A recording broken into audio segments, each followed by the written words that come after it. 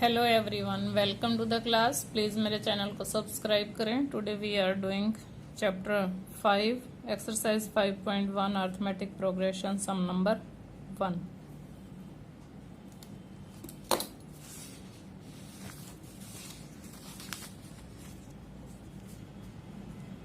In which of the following situations does the list of numbers involved make an AP? List of numbers involve. सबसे पहले हमें numbers निकालने हैं, A1 A2 A3 निकालते हैं। और फिर अगर हमारा D इक्वल आ जाता है, A2 minus A1 is equal to A3 minus A2 आ जाता है। जैसे taxi fare after each kilometre when the fare is ₹15 for the first kilometre. First kilometre के लिए कितना रेंट है, फेयर है ₹15। तो A1 क्या हुआ हमारा, ₹15। अब ₹8 for each additional second kilometre के लिए कितना हुआ, फिर 8 और ऐड कर देंगे हम। 15 प्लस 8 कितना हुआ, 23 ₹23। अब A3 क्या आएगा, फिर 8 ऐड कर देंगे हम 23 में, वी गेट ₹31। और A4 क्या आएगा, फिर से हम 8 ऐड कर देंगे, ₹39। तो इस तरह से ये AP बनती जाएगी, एक लिस्ट बनती जाएगी। अब हम लिस्ट बना लेते हैं, लिस्ट ऑफ फेयर्स। क्या था सबसे पहले, 15, देन 23, देन 31 और 38। हमने 8 ऐड किया था, तो वेरी क्लियर है कि जो कॉमन डिफरेंस है वो 8 ही है। 23 में से हम 15 माइनस करते हैं, 8 आ जाता है। फिर A3 माइनस A2 निकालेंगे, 31 माइनस 23 8 आता है। तो ये ₹8 लिखना है यहाँ पे। A2 minus A1 is equal to A3 minus A2 is equal to ₹8। Thus, the list is, या फॉर्म्स लगा देंगे, the list forms an AP। AP बन रही है ये, yes it is an AP लिख सकते हैं हम।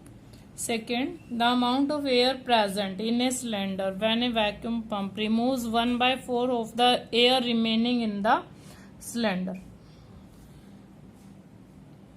हम मान लेते हैं कि एयर कितनी है वैक्यूम पंप के अंदर, सिलेंडर के अंदर। The amount of air present in a cylinder, let amount of air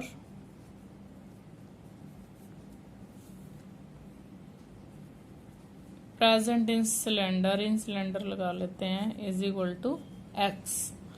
तो A1 तो हमारा X आ गया, A1 हमारे पास X आ गया। अब A2 कैसे निकलेगा, A2 निकालने के लिए हमें अब रिमूव कितना कर रहा है, when A vacuum pump removes 1/4 of the air. Remove हो गई, रिमूव देखते हैं, रिमूव्स उसने इसका 1/4 कर दिया, यानी कि X/4 रिमूव कर दिया। तो रिमेनिंग कितनी हुई, रिमूव करने के बाद जो बचती है वो कितनी है, X थी पहले, X/4 रिमूव हो गई तो कितनी आ गई, 4X माइनस X/4, 3X/4। ये हमारा A2 आ गया, ये हमारा A2 आ गया। अब रिमूव कितनी होगी, अब फिर हम रिमूव निकाल रहे हैं, कितनी होगी, remove in second time, remove in second time. देखो इसमें जो आपकी 3X/4 है, इसका 1/4 फिर से रिमूव हो गई, कितनी रिमूव होगी, 3X/16। अब रिमेनिंग कितनी है, कैसे रिमेनिंग निकलेगी, अब पहले 3X/4 थी और रिमूव कितनी हो गई, 3X/16 रिमूव हो गई।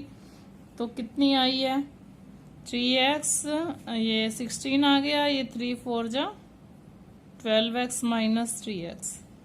9x बाय 16 आ गई, रिमूव होने के बाद जो बची है 9x बाय 16। तो A1 आपका क्या है, सबसे पहले x, और A2 क्या आ गया, रिमेनिंग वाला 3x बाय 4। अब फिर रिमेनिंग वाला जो है वो A3 है, 9x bye 13।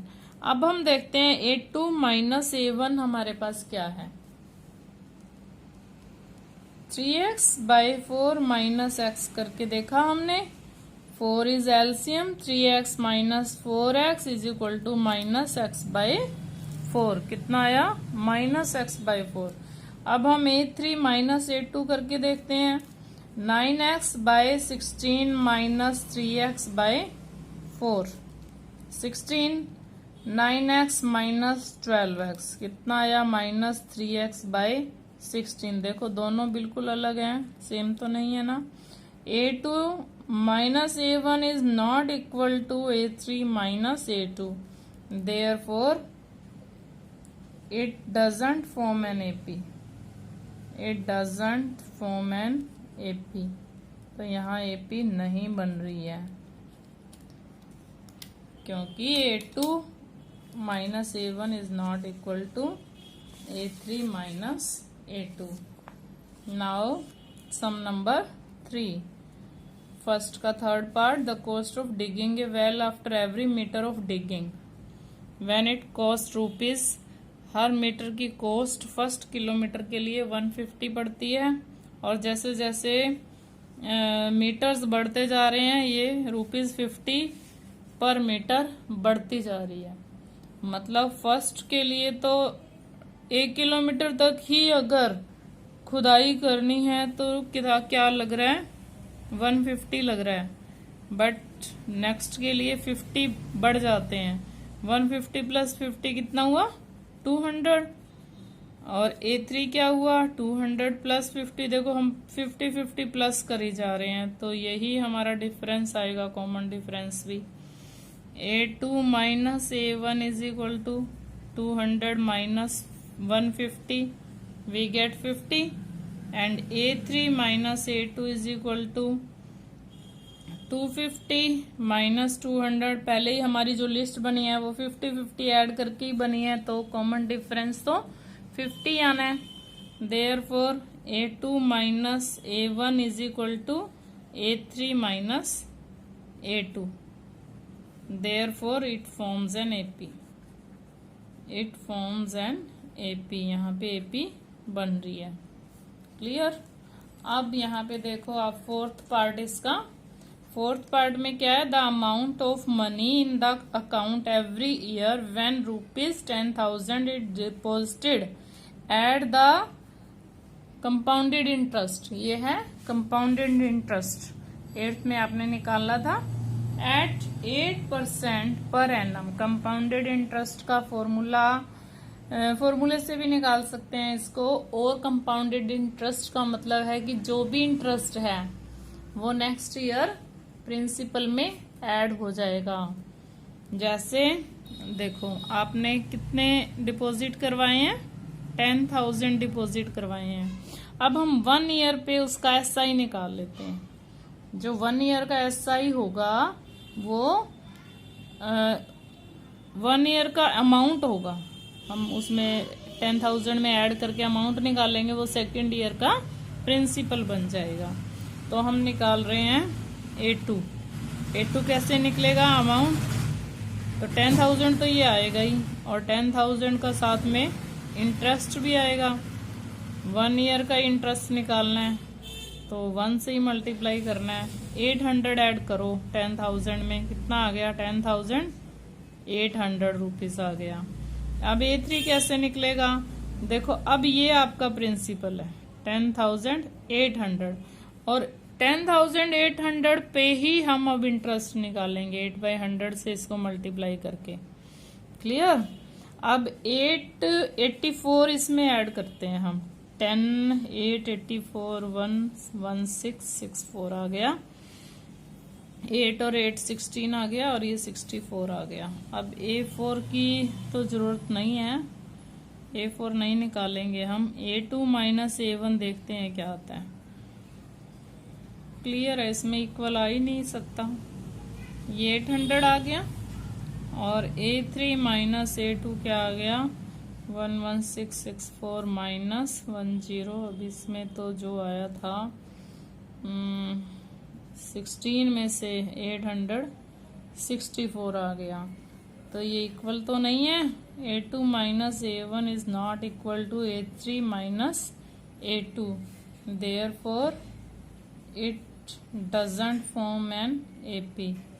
It doesn't form an AP, तो यहाँ AP आपकी नहीं बन रही है। क्लियर? प्लीज़ मेरे चैनल को लाइक शेयर एंड सब्सक्राइब ज़रूर करें। Thanks and have a nice